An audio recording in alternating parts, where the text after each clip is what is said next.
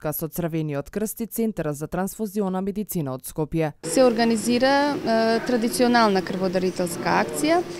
Очекуваме околу 40 најавени се крводарители, веќе половина и повеќе од половината е исполнет бројот, со тоа што се уште имаме до крајот на акцијата време и очекуваме дека можеби и бројката ќе се надмине, ако продолжи со ова темпо акцијата. Акцијата беше отворена за сите крводарители и оние кои за прв пат сакаа да влезат во семејството на крводарителите од 18 до 65 години. Како што истакна доктор Петковска, трендот на дарување крв кај млади крводарители е зголемен и бележи раст секоја година. Во последно време, мислам дека тоа е всушност и трендот и во години наназад.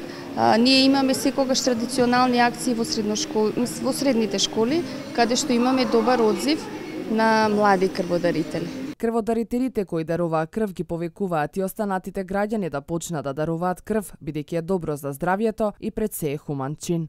Јас дарувам по прв пат и ова го правам за добри дела, затоа што можеби крвта ќе е потребна на некои луѓе. Унијата на млади сили на ВМРО ДПМН најавија дека и во иднина ќе продолжат со спроведување на акции од овој тип.